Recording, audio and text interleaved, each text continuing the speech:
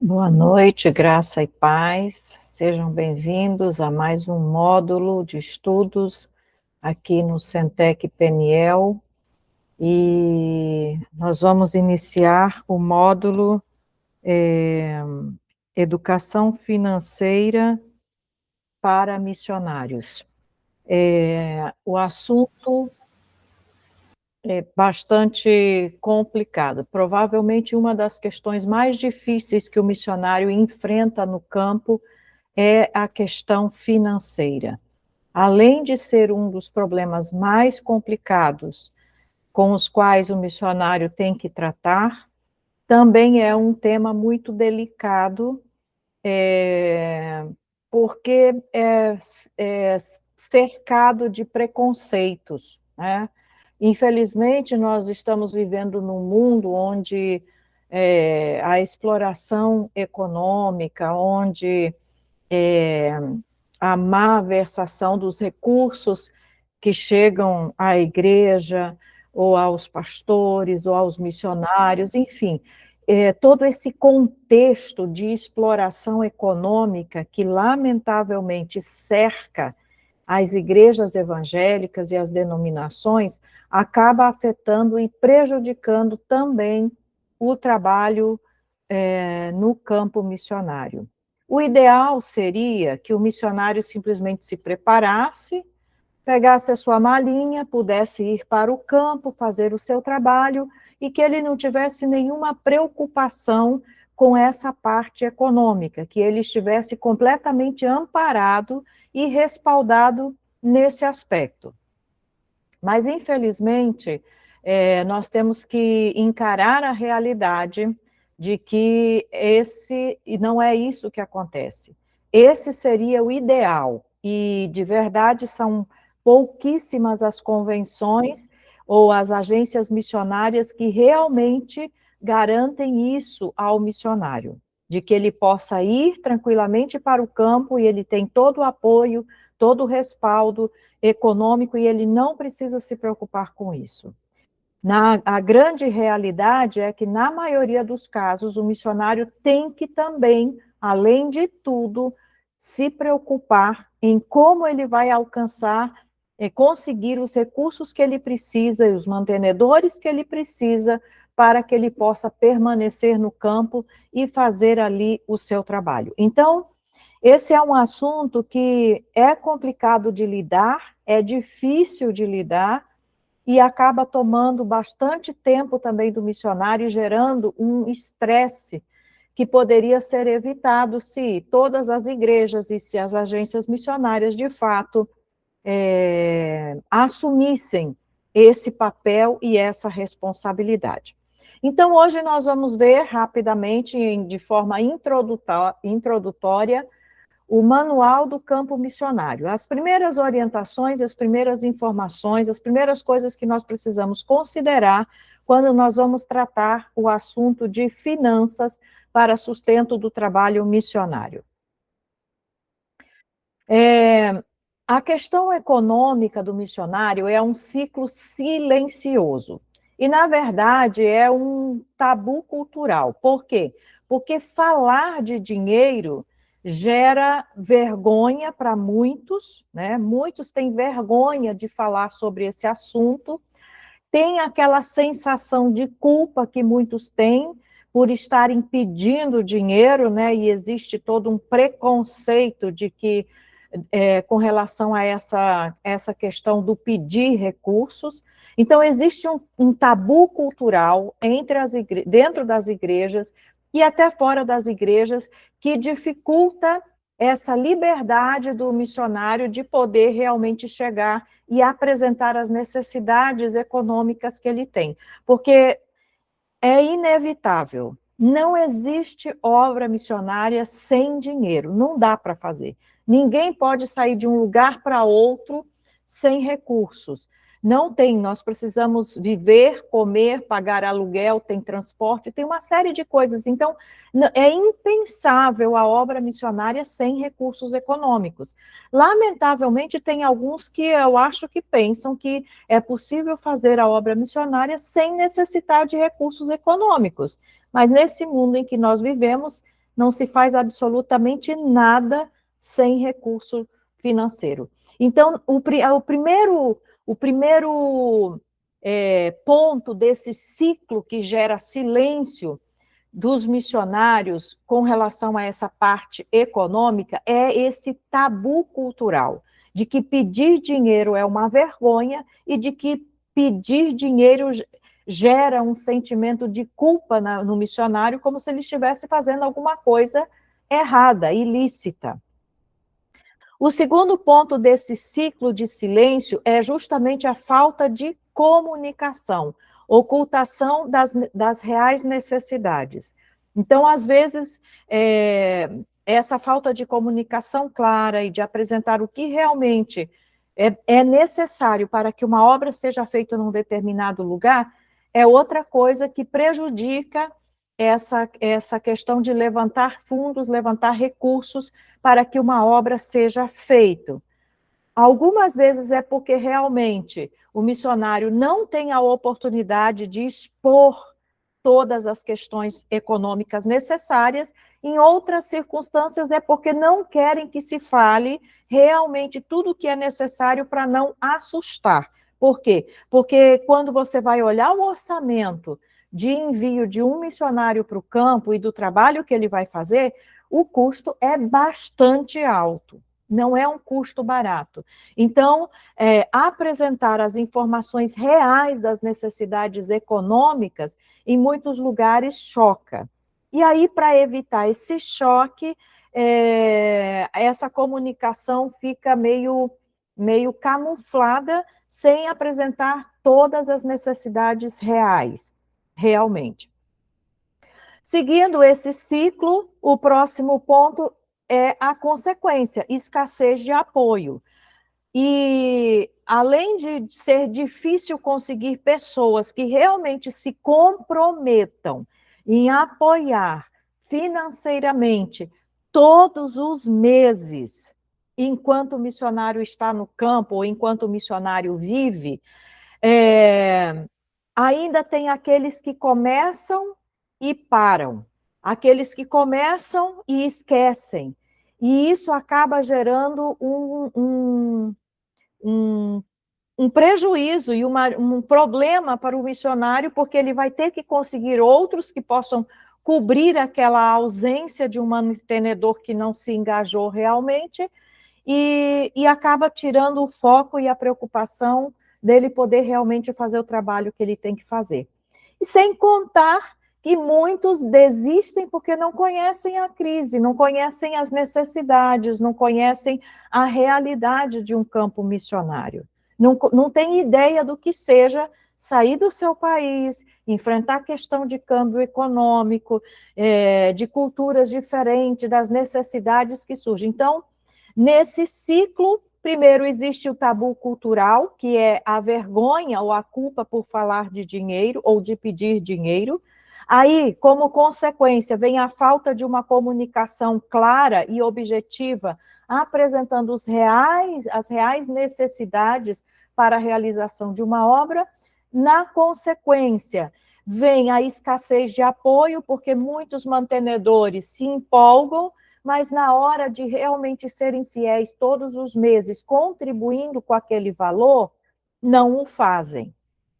É o que eu digo, às vezes é melhor que a pessoa não se comprometa com muito, se comprometa com menos, mas que ela seja fiel nesse pouco que ela vai enviar, porque pelo menos o missionário vai poder contar com aquele valor, que já, claro, quando ele faz as conversões e paga as taxas e tudo mais, R$100 deixa de ser R$100, vira 80, 70. Mas o importante é que ele, pelo menos, permaneça fiel nesse compromisso de enviar sua ajuda, né? E o ponto seguinte, então, desse ciclo é o estresse e o adoecimento. Então, uma das principais causas de problemas dos missionários no campo é justamente a questão econômica. a preocupação com os recursos para poder manter-se e manter a obra onde ele está, gera um estresse e um adoecimento enorme. Um peso solitário da provisão. É aquela sensação, Deus me chamou, eu quero ir, quero fazer a vontade de Deus, mas eu tenho que pagar para ir. Ninguém paga para ir, ninguém me ajuda a ir. Eu tenho que pagar. Porque, na verdade, em muitos casos, a gente pode dizer assim que quase que, sei lá, 90% dos casos, é isso que acontece. O missionário, às vezes, tem que trabalhar, tem que arrancar os cabelos para conseguir a manutenção necessária e torcer para que, quando ele estiver lá no campo, ninguém fale, né, para que ele tenha aquela provisão necessária. Então, é um estresse muito grande. E aí, nós vemos aqui as estatísticas que 62,5% dos missionários sofrem de estresse devido à falta de suporte financeiro. Então, assim, no campo missionário, a luta, o estresse, o que mais estressa o missionário, às vezes, não são as lutas espirituais, não é a dificuldade de aprender o idioma, de se adaptar à cultura, e de tantas outras coisas que desafiam o missionário no campo. Mais de 50% do estresse do missionário tem a ver com essa preocupação com o suporte econômico que ele necessita. Então, o medo de expor as necessidades não protege o ministério. Ele compromete a saúde de quem foi chamado para servir. Então, no momento em que alguns aqui forem realmente para o campo, quando chegar o momento de você se deslocar, esse é um assunto que você precisa pensar com bastante antecedência e encarar com bastante clareza. Tendo já isso na sua mente, consciente dessa dificuldade, desses problemas que nós enfrentamos, quando o assunto é dinheiro, nós precisamos nos preparar, nos organizar de uma forma que essa questão seja o menos complicada e que afete o menos possível a vida e o trabalho do missionário.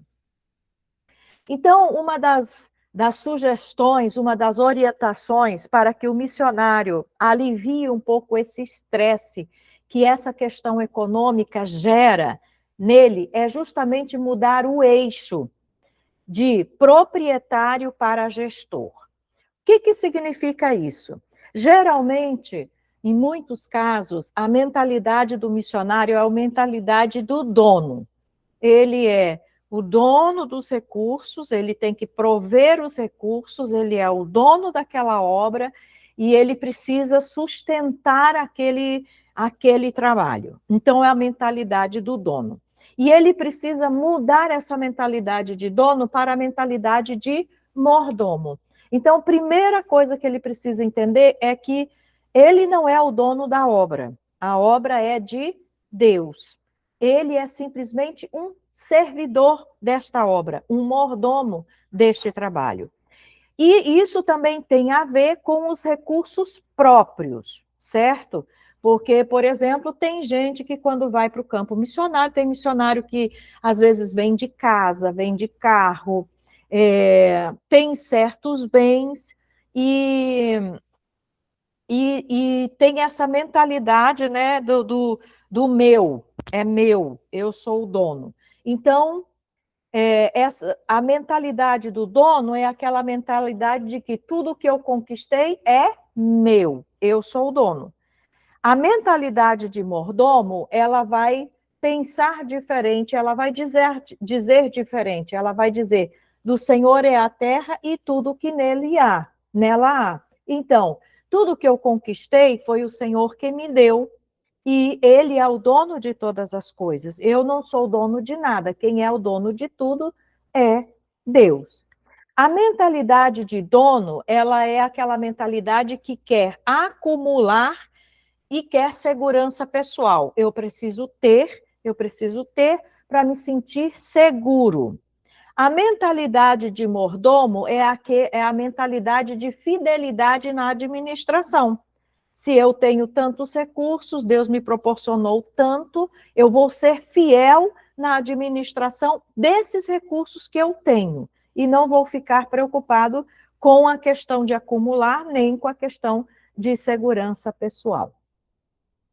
A mentalidade de dono também é aquela mentalidade de desespero e crise de identidade. Tem pessoas que vivem o tempo todo ansiosas e preocupadas se vão conseguir manter e gerir aquilo que tem, né? E às vezes tem até condições, tem até recursos suficientes, mas fica o tempo todo preocupado com aquela questão, e se acabar, e se acontecer alguma coisa, e quando eu não tiver mais, como é que eu vou ser?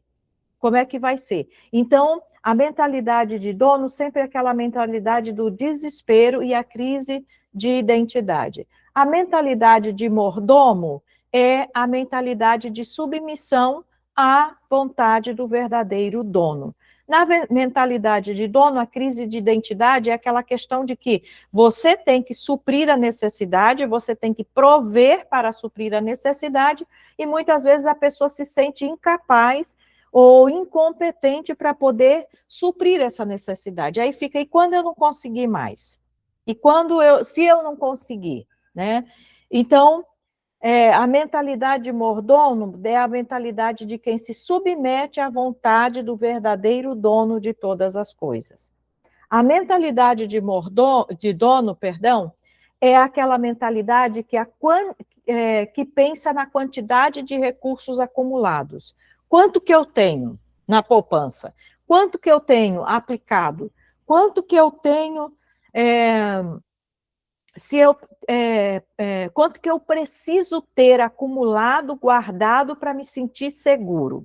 Na verdade, a pessoa nunca se sente seguro, ainda que ela tenha milhões guardado. Por quê? Porque ela sempre está preocupada em se acontecer alguma coisa, e se tiver uma crise, e se isso, e se aquilo, e aquilo outro. Então, a mentalidade de dono é sempre a quantidade de recursos acumulados. A mentalidade de mordomo é a qualidade da gestão.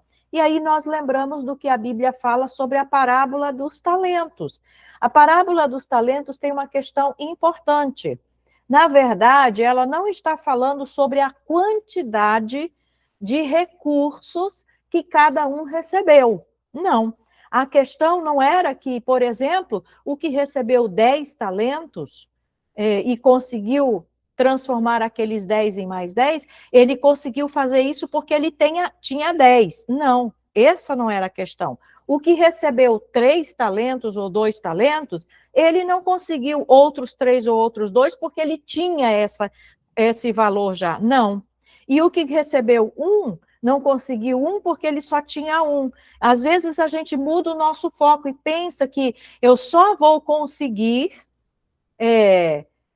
multiplicar alguma coisa se eu tiver muito. Se eu tiver pouco, eu não consigo multiplicar. E o que a parábola dos talentos nos ensina é exatamente outra coisa. Ela nos ensina a questão da gestão.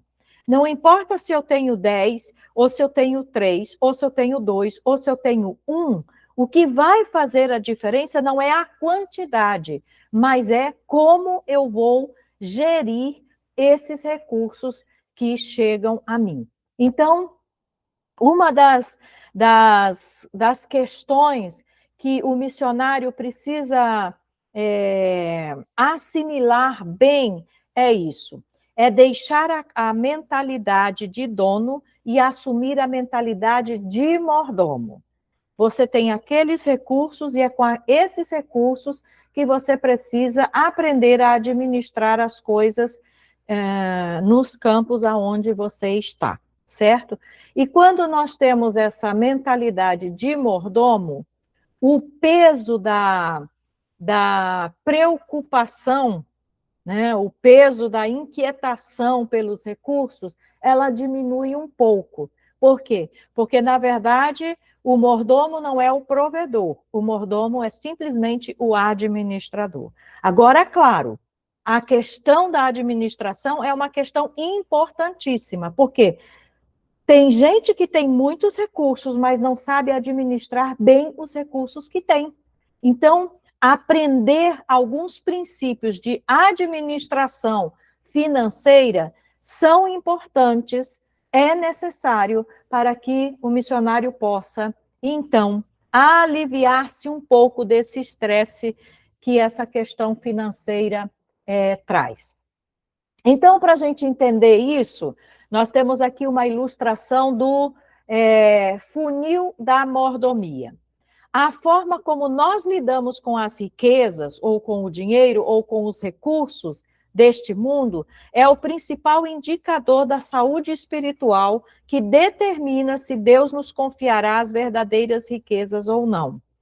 Na verdade, tem muita gente, muito missionário, inclusive, que às vezes tem, assim, amor ao dinheiro, tem desejos de riquezas, etc, etc, etc.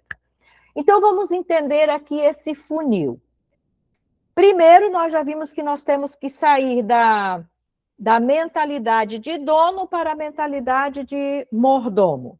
O dono absoluto, que é ali a parte mais larga, maior do funil, é Deus, o dono absoluto. Deus derrama os recursos confiados, sejam os bens materiais, como casa, carro, os bens imateriais, dons, talentos, e aí, inclusive, os relacionamentos, a família. Então, na verdade, quando se trata do missionário, nós precisamos entender que tudo que nós temos, todos os nossos bens materiais, os nossos bens imateriais e os nossos relacionamentos, o dono disso tudo é Deus. Ele é o dono absoluto. Nós somos aí o filtro, o intermediário aí entre a parte mais larga do funil e a parte fininha do funil. Nós somos o mordomo, o missionário como um administrador. E o foco central do filtro é a fidelidade. Então, eu preciso saber administrar bem todos os recursos que Deus me deu, certo? E aqui nós estamos pensando em primeira mão, e de início, aquilo que eu já tenho, que eu já disponho, que são posses pessoais. E a isso se juntam também, claro, os outros recursos que vão sendo agregados ou pela igreja, ou por uma agência missionária, ou por pessoas mantenedores voluntários que o missionário consegue engajar para o seu trabalho. E a parte fininha do funil, então, é a prestação de contas. A saída estruturada produz fruto e saúde espiritual. Então, lá na parte larga do funil entra tudo que você tem, todos os recursos que você dispõe. No meio do funil, que vai afinando, está o trabalho e o papel do missionário como um administrador. E na parte fininha, então, vão sair esses recursos canalizados exatamente para atender aquelas demandas e aquelas necessidades que o campo missionário vai requerer. Então, o sustento do missionário, a provisão econômica do missionário é um direito bíblico que ele tem. A Bíblia diz claramente, né, que o trabalhador é digno do seu salário. A Bíblia é muito clara quanto a isso, né? A Bíblia também tem várias recomendações de que os pastores, os obreiros, eles deveriam viver do evangelho, ser sustentados pelo seu trabalho, certo? Então, esse é o princípio bíblico, é um direito bíblico ao sustento que um missionário tem. E aí nós temos aí 3 ilustrações que a Bíblia nos traz, mostrando quanto a esse direito. Primeiro exemplo é o modelo do soldado. Nenhum soldado, a Bíblia mesmo diz que nenhum soldado vai à guerra pagando suas próprias despesas. Quando um soldado faz parte de um exército e ele vai ter que ir para um campo de batalha e enfrentar uma guerra, Não é ele que tem que pagar a passagem do avião, comprar as suas armas, as suas munições, a sua alimentação, ver aonde que ele vai ficar. Não, ele vai para fazer o seu trabalho, que é lutar contra o inimigo. Mas todo esse apoio econômico que é necessário para que o soldado esteja ali é provido pela Força Armada, pelo governo a quem ele está representando. O outro exemplo que a Bíblia traz é o do agricultor. A Bíblia diz que o agricultor que trabalha arduamente tem o direito de ser o primeiro a participar dos frutos. Então, ele plantou, ele regou, ele tirou as ervas daninhas, chegou o tempo que o fruto amadureceu, ele vai colher o fruto daquilo que ele plantou, e aí, de repente, o agricultor não tem o direito de se alimentar, de usufruir, de comer daquilo que ele mesmo produziu? Não, a Bíblia diz que ele é o primeiro a participar desses frutos. O outro exemplo que a Bíblia diz é o do pastor. Quem cuida do rebanho tem o direito de se alimentar do leite e da lã do rebanho. Então, isso é um princípio bíblico, a Bíblia ensina isso, certo? O grande problema, na verdade, é que, infelizmente, a igreja cristã no mundo e as agências missionárias muitas vezes não entendem isso, não consideram isso. E eu gosto muito de uma ilustração que eu até compartilhei no meu Instagram um dia desses, de um missionário que ele trabalha com ribeirinhos no Amazonas, e ele colocou uma ilustração bem legal, né? Um poço, o missionário descendo, e lá em cima, do lado de fora do poço, tinha pessoas que seguravam as cordas para que ele pudesse descer lá dentro do poço e resgatar as pessoas que estavam lá. E esse segurar as cordas para que o missionário possa descer é justamente o papel da igreja e das agências missionárias, não só orando pelo missionário, não só torcendo para que tudo dê certo, etc., etc., mas é justamente dando o suporte econômico e financeiro que o missionário precisa. Então, assim como eles vivem do seu trabalho, o soldado, o agricultor, o pastor ou qualquer outro profissional, quem prega o evangelho deve viver do evangelho. O sustento do missionário não é um favor, é justiça bíblica. Então, a gente tem que tirar da nossa mente, como missionários, a ideia de que se alguém está dando uma oferta para sustento do trabalho, se alguém resolveu ser mantenedor, que a pessoa está te fazendo um favor. Não, não está fazendo um favor. Se a igreja se compromete em ajudar com um certo valor, a igreja não está fazendo um favor. Ela está cumprindo aquilo que a Bíblia estabelece. É justiça bíblica. Agora, claro, com certeza vocês devem estar pensando assim, isso é muito bonito na teoria, mas na prática não funciona. Eu concordo com vocês. Na teoria, é assim que deveria ser. O ideal é esse. O que a Bíblia nos mostra e ensina é isso. O grande problema é justamente que tanto igrejas como agências missionárias, como pessoas individualmente, não se comprometem com isso. Acham que um missionário no campo vive de vento e não precisa de mais nada, infelizmente. Então, uma das armas essenciais para mudar essa mentalidade, essa ideia, é a comunicação. E aí nós precisamos mudar a nossa comunicação para que ela deixe de ser uma súplica, uma mendicância e passe a ser uma parceira estratégica. Qual é a diferença dessas duas formas de comunicação? Na verdade, a maioria dos missionários e das pessoas que estão nos campos missionários, quando vão falar sobre as necessidades econômicas que elas têm, elas agem como se estivessem fazendo uma súplica, como se estivessem pedindo uma esmola. Por favor, me dê alguma coisa. tal. Então, é a comunicação de súplica. E nós precisamos mudar essa comunicação de súplica para uma comunicação de parceria estratégica. É necessário mostrar, fazer as pessoas entenderem que quando a pessoa está aportando para o trabalho missionário, para o sustento de um missionário, ela é parte daquele projeto.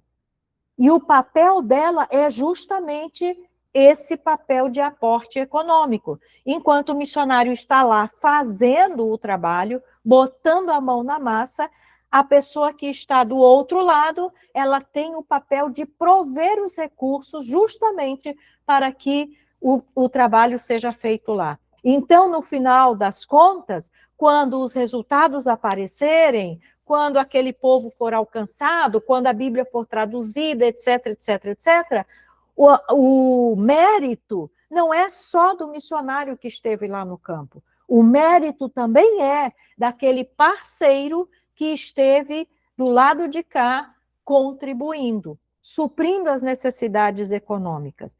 E assim, é muito legal, é muito bonito quando pessoas que têm recursos financeiros e são cristãs entendem que Deus deu a elas exatamente bastante recursos financeiros para que ela possa fazer esse tipo de coisa.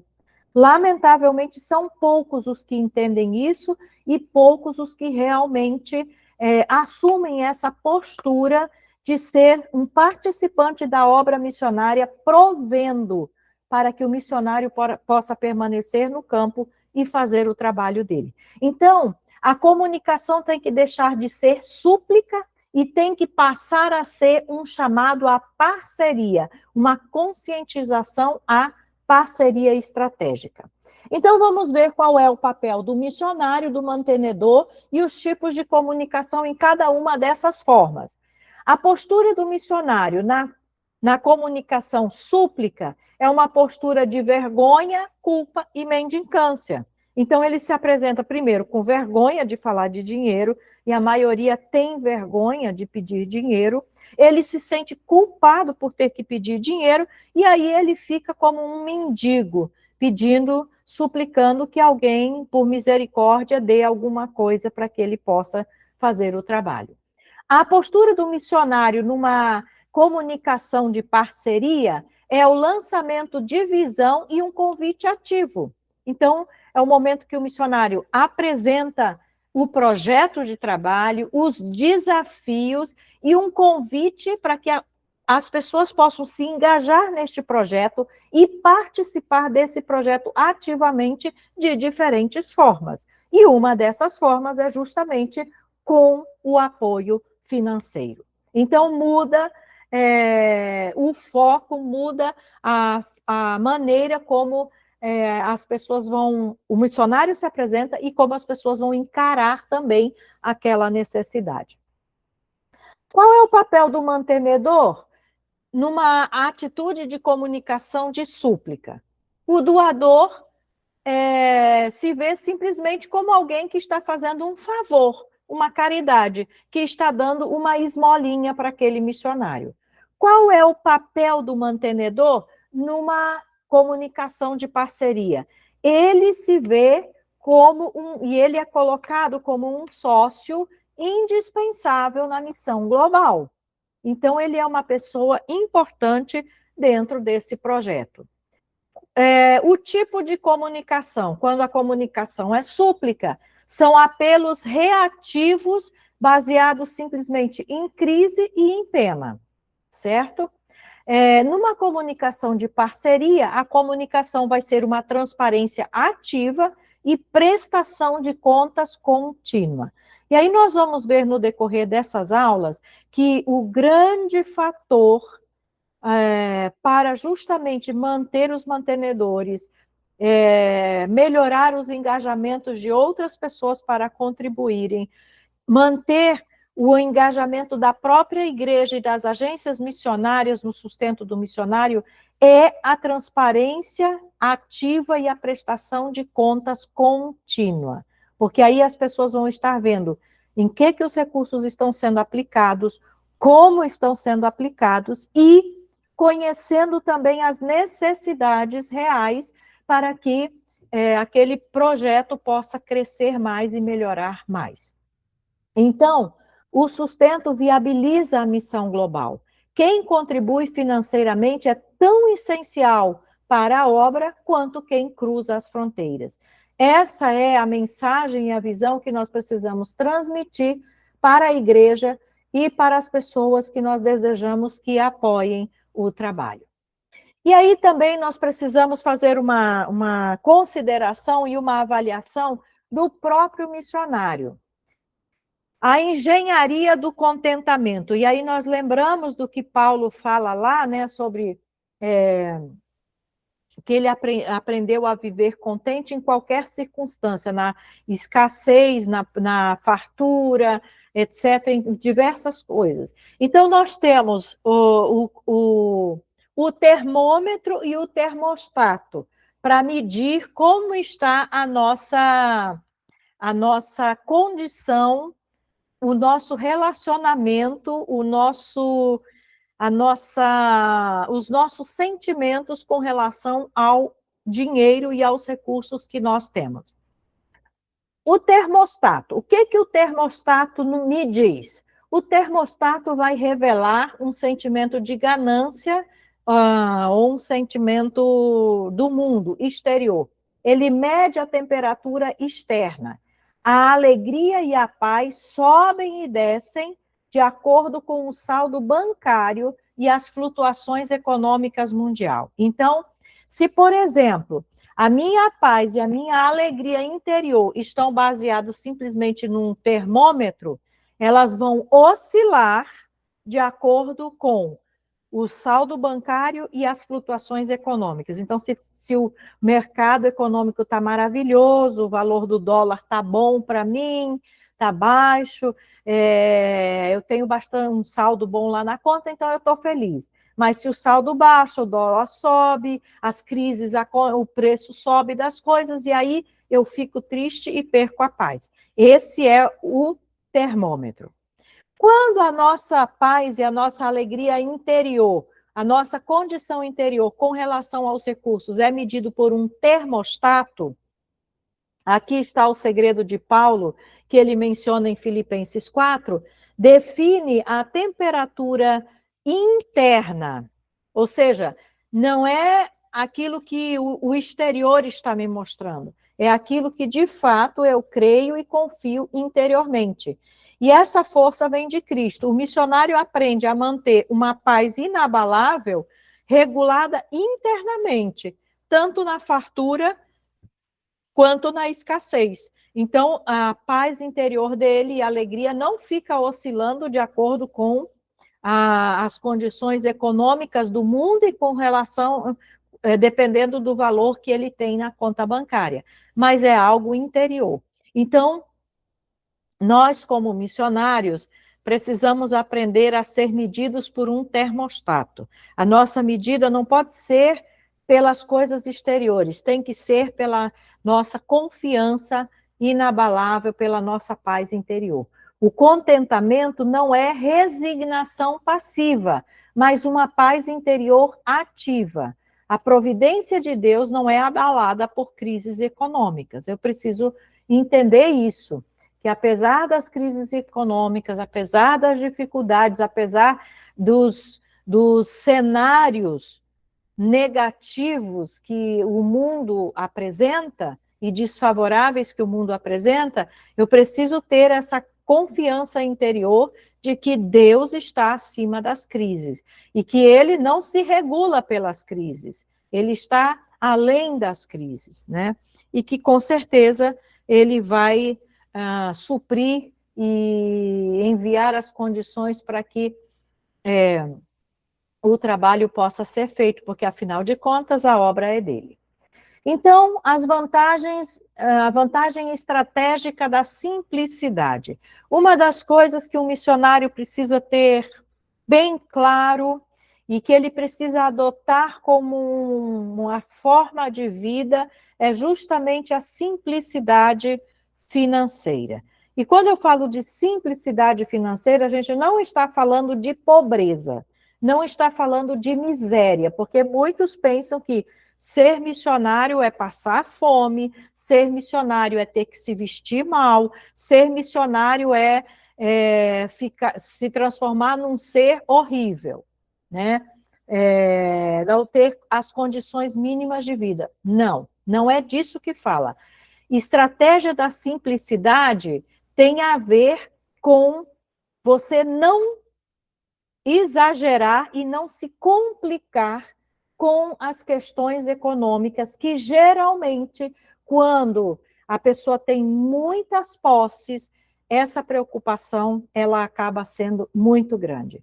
Então, o excesso de posses e uma quantidade muito grande de recursos, ela exige um tempo excessivo para gerir esses recursos, exigem custos de manutenção que geralmente são altos, porque se paga muitos impostos, porque, etc. Quem entende aí das questões econômicas sabe como é difícil gerir e manter toda essa posse ou essas riquezas que as pessoas têm. E isso acaba causando distração, né? Eu estava vendo há alguns dias atrás um economista mostrando que as pessoas geralmente dizem assim, e até eu me encaixei nessa questão, pagar aluguel é jogar dinheiro fora. E aí ele estava mostrando que isso é uma ideia falsa. Por que pagar aluguel não é jogar dinheiro fora? Claro que a gente fica com aquela sensação de que você sempre está num lugar que não é seu, né? Se uma hora o dono chegar e dizer, sai porque eu preciso do apartamento, ou você não tem para onde ir às vezes, ou precisa fazer um malabarismo para conseguir com um local para ficar novamente. Então tem essas inseguranças.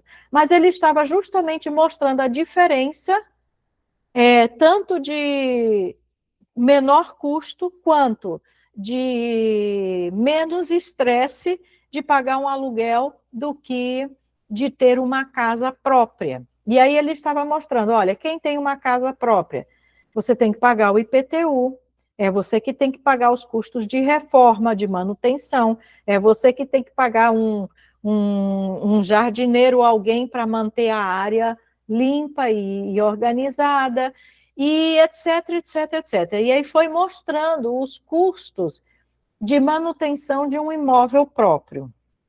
E mostrou uma pessoa que paga um aluguel. Com o pagamento de um aluguel, ela não vai ter a preocupação de ter que estar reformando o imóvel, de fazer isso, fazer aquilo outro, etc. Né? Os custos já são mais... a responsabilidade dos custos são do dono e não do inquilino. Ele já paga o aluguel para morar ali e dentro dessas condições já está incluído tudo o que é necessário. Então, mostrando que às vezes pagar aluguel é mais barato do que ter um imóvel próprio, certo? Então, quando ele fala aqui dessa estratégia da simplicidade, ele não está dizendo que você não possa ter uma casa própria, ou que não possa ter um carro, ou que não possa ter bens. Pode sim. A questão é que, quando se tem muitas posses, essas posses acabam tomando tempo, exigindo atenção, exigindo também custos de manutenção, e isso acaba causando distrações. E quem tem um imóvel próprio sabe o quanto é custoso manter esse imóvel. Não é simplesmente ter o imóvel. Os custos são grandes. Então, o foco é a simplicidade. O foco tem que ser na eternidade. A mobilidade missionária, então, assim, tem que pensar que um missionário ele pode estar durante um tempo num lugar e, de repente, ele pode ser enviado para outro lugar, e aí, se ele acumula posses naquele lugar onde ele está morando, até para essa mobilidade missionária, esse deslocamento, complica, né? Se ele tiver uma vida mais simples, com menos posses, menos bens, a mente dele fica mais livre para realmente fazer o que ele precisa fazer. E também os recursos podem ser mais direcionados à missão e menos direcionados à manutenção dessas posses que ele tem. Então, a balança da simplicidade financeira. Viver com simplicidade não é apenas uma virtude moral, é uma tática de sobrevivência. O excesso de bens sequestra o tempo e os recursos que deveriam ser investidos na vocação principal, certo? Então, isso aqui é para a gente refletir. Aqui, que fique bem claro, eu não estou dizendo que você não possa ter uma casa lá onde você for trabalhar, ou que você não possa ter um carro ou algum outro bem. Pode sim. Há missionários que vão para um campo e eles sabem que vão ter que ficar 20 anos, 30 anos. Por exemplo, eu estava vendo há poucos dias um casal de missionários que trabalham há mais de 30 anos numa tribo indígena no Pará, só com tradução de Bíblia. 30 e poucos anos. Então, assim, eles têm que ter um lugar para morar lá, e eles já sabiam que, como tradutores da Bíblia, não teria como ficar lá 5 anos. 10 anos e depois vir embora, não. Eles sabiam que eles tinham que estar ali, naquele lugar, para poder fazer o trabalho de tradução. E sabiam que o trabalho de tradução é um trabalho demorado, lento. Então, claro, se eles conseguiram lá uma casinha lá naquela aldeia indígena, ótimo, maravilhoso para eles, né? Então, assim, a gente precisa entender bem isso. A questão toda é que, se eu estou no campo missionário, eu não posso ficar, ter aquela mentalidade, aquela preocupação que um simples profissional de qualquer outra área tem. Eu quero trabalhar, quero ganhar meus recursos, eu quero ter os meus bens, e a preocupação dele é só essa, ter os recursos para ter os bens que ele quer ter. O foco do missionário é outro. Eu preciso de recursos, eu quero ter recursos, mas eu quero esses recursos para poder me manter no campo e para fazer o trabalho que eu devo fazer, sem distrações e sem nada que possa me atrapalhar de fazer aquilo que precisa ser feito. Então, o ecossistema da missão sustentável. Deus é o dono absoluto de tudo. Ele fornece os recursos originais e a direção. Depois vem o mantenedor, que é o canal parceiro. Ele fornece o fluxo terreno fiel e o suporte em oração.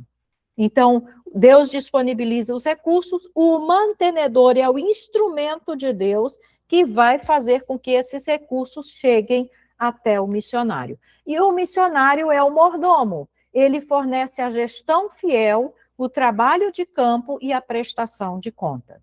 Quando esses 3 elementos se alinham perfeitamente, a escassez ou a abundância perdem o poder de desviar o propósito. A missão torna-se um ecossistema inquebrável. Agora nós vamos rapidamente fazer aqui uma aplicação e diagnóstico, só para a gente medir um pouco como nós estamos com relação a essa questão econômica. A teologia sem aplicação torna-se apenas teoria. As próximas ferramentas foram desenhadas para auditar sua realidade financeira, expor vulnerabilidades e alinhar sua prática com os princípios da mordomia cristã. Então, um inventário de mordomia. Você vai ter a oportunidade de fazer depois, se você puder, faz um printzinho dessa tela, você vai ter a oportunidade de fazer depois. Liste 3 itens vitais que você secretamente ainda considera seus. Podem ser bens materiais, podem ser dons ou até a família. Aquilo que você sente dentro de você que você tem dificuldade de abrir mão ou de dizer que não é seu, que você segura aquilo é seu, você se sente realmente o dono disso. Análise de eixo, como a sua perspectiva de ansiedade sobre esses 3 itens muda nesse exato momento ao reconhecer que Deus é o dono absoluto deles e você foi designado apenas como um gestor temporário. Geralmente, a questão mais difícil de todas são as questões econômicas, né? Como é que eu vou fazer se eu não tiver os recursos, né? Como é que eu vou lidar se eu não tiver os recursos? Como vai ser? Então, você vai listar aí essas 3 coisinhas e depois você vai pensar naquela orientação que foi dada inicialmente de deixar de ser o dono e se transformar no mordomo, e como que você se sente aí diante desses 3 itens, sendo apenas o mordomo temporário, o gestor, e não o dono. A segunda ferramenta é a análise de estresse e comunicação. Cenário de crise. Imagine que você acaba de perder 40% do seu sustento mensal devido a uma crise econômica imprevista. E aí você vai imaginar isso e vai marcar a resposta. Você também pode fazer o print dessa outra tela aqui. Essa auditoria interna. Como você se sente diante desse cenário? Eu me sentiria confortável em convocar minha igreja enviadora imediatamente para compartilhar a necessidade? Eu faria isso? A minha comunicação atual tem sido transparente o suficiente para que eles não sejam pegos de surpresa? Ou o medo de ser visto como um fracassado me faria tentar resolver isso sozinho e em silêncio? Então, você vai também pensar nessa situação e, com toda a sinceridade do seu coração, você vai tentar marcar uma dessas respostas. Se você marcou a última opção, você está operando em uma mentalidade de súplica e vergonha, e não de parceria espiritual, tá? Então, eu quero que você faça essas 2 coisas. Não precisa mandar para mim, não precisa explicitar o que você marcou, só se depois você quiser comentar alguma coisa, ok, sem problema nenhum. Mas eu quero que você faça para você analisar a você mesmo como você está diante dessa questão de administrar recursos, de ter poucos recursos, de perder recursos, como você se sente tendo que falar sobre isso, tendo que compartilhar essas necessidades, tendo que gerir essas questões, como você realmente se sente diante dessa questão. E aqui a ferramenta 3, planejamento na crise. Isso é baseado no material que a própria AMTB sugere, de você ter 2 focos. É dos gastos imprescindíveis. Então, os recursos que você tem, você dividiria basicamente em 2 partes. Uma parte é para os gastos imprescindíveis, aquilo que compromete a sobrevivência e a base da missão. Por exemplo, alimentação, moradia, saúde, conta de energia, por exemplo, luz, água, tudo que for essencial, necessário para sobrevivência naquele lugar e para aquele trabalho. Uma outra parte do recurso, você vai colocar para gastos desejáveis. O que são gastos desejáveis? É aquilo que pode melhorar a qualidade de vida, mas pode ser pausado sem destruir a missão, certo? Um exemplo prático, vamos supor que você está num campo, você alugou uma casinha lá e você gostaria de uma casa maior, porque aquela casa está pequena. Mas o custo dessa casa maior, obviamente, é maior também. Então, você pode designar um valor para isso e aguardar um momento em que você possa realizar isso, certo? Mudar para uma casa maior.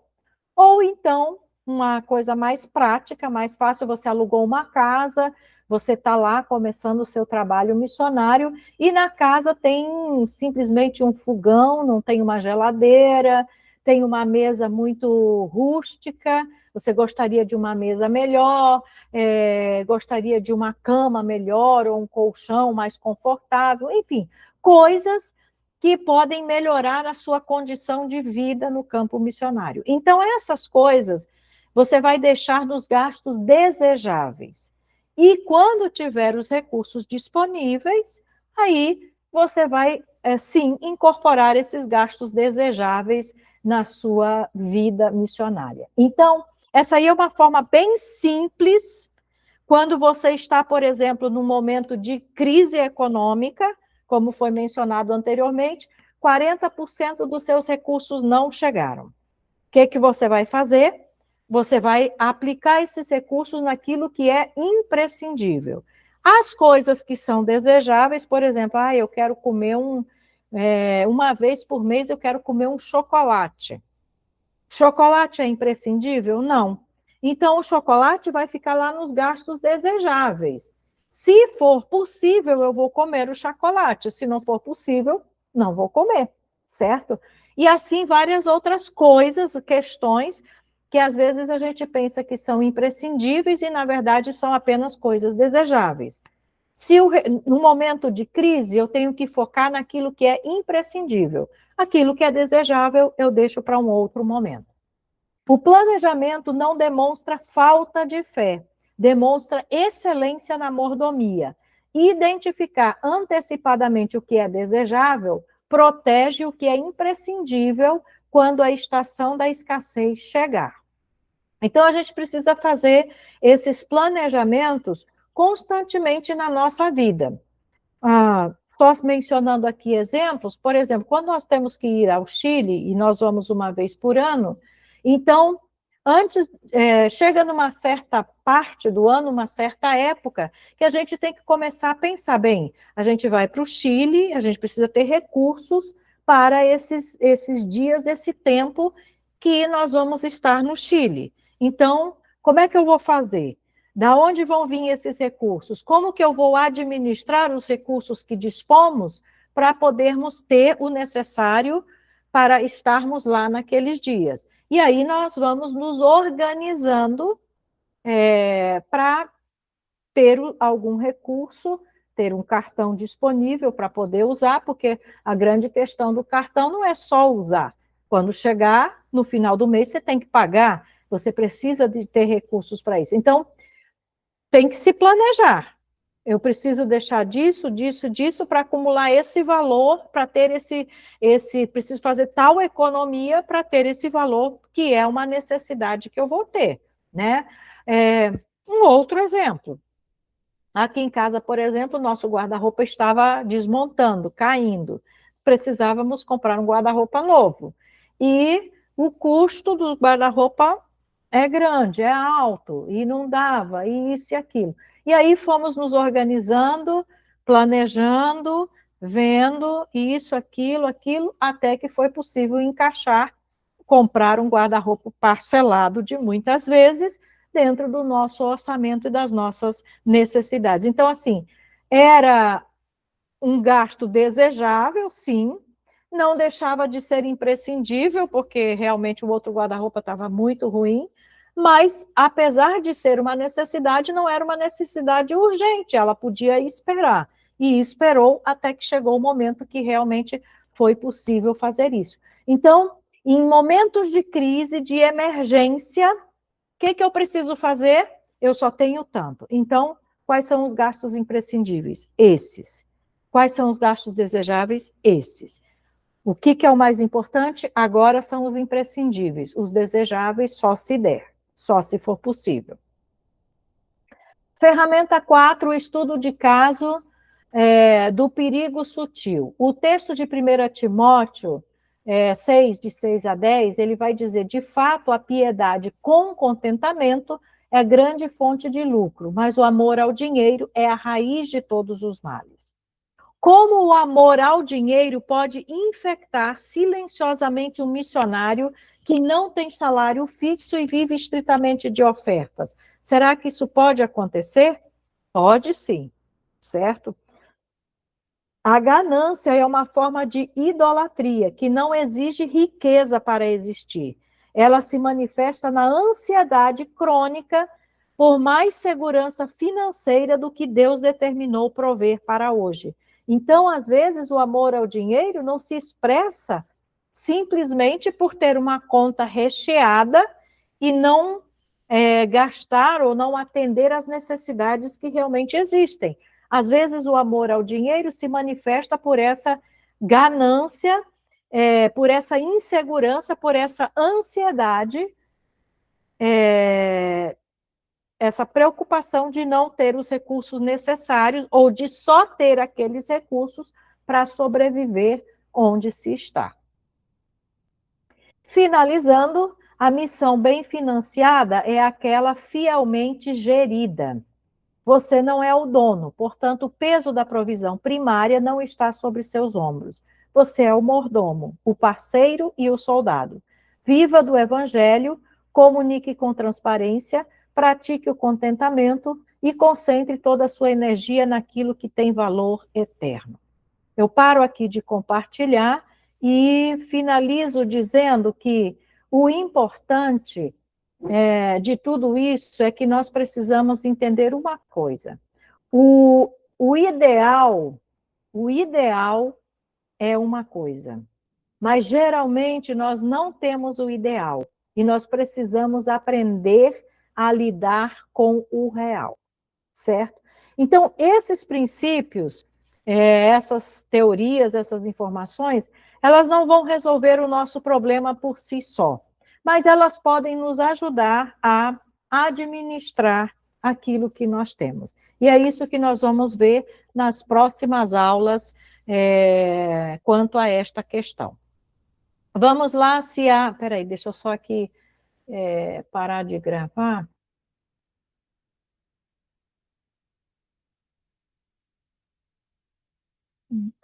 Como é que põe aqui?